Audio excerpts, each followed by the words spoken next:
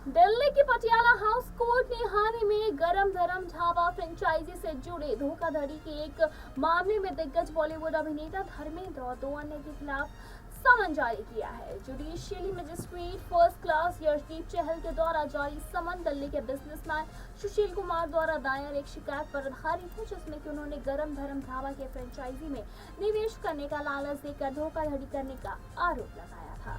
बताते चले इसी के साथ यहाँ तक कि ये भी खबर आई है कि जज ने समन आदेश में क्या कुछ कहा है। आइए एक नजर डालते हैं उस पे क्या कुछ कहा है जज ने। दरअसल जज ने 5 दिसंबर को पारित समन आदेश में कहा है, प्रथम दृश्यता रिकॉर्ड पर मौजूद एविडेंस से संकेत मिलता है कि आरोपी व्यक्तियों ने शिकायतकर्ता को अपने सामान्य इरादे को आगे बढ़ाने के लिए प्रेरित किया और धोखाधड़ी के अपराध की सामग्री का विधिवत खुलासा किया है। इसी के साथ बताते चले कि यहाँ तक कि ये भी कहा गया है कि यहाँ तक जो भी चीजें कोर्ट ने आगे वो कही हैं वो भी सामने आई हैं। दरअसल तदनुसार बताते चले कि सीरियल नंबर 1 धर्म सिंह देओल और साथ ही साथ 2 और 3 के आरोपी व्यक्तियों को धारा 420, 120 बी के साथ पठित धारा 34 आईपीसी के तहत कोर्ट में पेश किया जाए। सीरियल नंबर 2 और 3 के आरोपी व्यक्तियों को बुलाया जाए। बताते चले आईपीसी की धारा 506 के तहत आपराधिक धमकी के अपराध के लिए भी तलब किया गया है। मामले को लेकर आगे की सुनवाई 20 फरवरी 2025 को होगी। कोर्ट ने ये भी कहा है कि ये बिल्कुल तय है कि समन के चरण में अदालत को प्रथम दृढ़ता मामले की जांच करने की जरूरत होती है और मामले के डिमेरिट और दोषों की सावधानी पूर्वक जांच की जरूरत नहीं होती है। बता दें कि 9 अक्टूबर 2020 को अदालत ने एफआईआर दर्ज करने का निर्देश देने की मांग वाली एक अर्जी खारिज कर दी है। साथ ही साथ कोर्ट ने शिकायत पर संज्ञान लिया था और शिकायतकर्ता को सबूत पेश करने का निर्देश दिया था।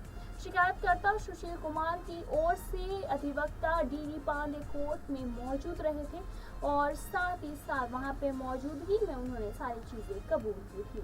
इसी के साथ बताते चले कि आखिर ये पूरा मामला क्या है, आखिर ये पूरा केस किस वजह से उलझ के आया है। तो बताते चले कि शिकायतकर्ता सुशील कुमार का मामला ये है कि अप्रैल 2018 के महीने में सह अभियुक्त ने धर्म की ओर से NH24 और NH9 उत्तर प्रदेश पर गरम धरम ढाबा की फ्रेंचाइजी खोलने के ऑफर के साथ उनसे कांटेक्ट किया था। शिकायतकर्ता को कथित तौर पर इस बहाने फ्रेंचाइजी में निवेश करने का लालच दिया गया था और साथ ही साथ दिल्ली के कन्नाट प्लेस और हरियाणा के मरथल में गरम धरम ढाबे की ब्रांचें लगभग 70 से 80 लाख रुपए महीने का कारोबार कर रही थी।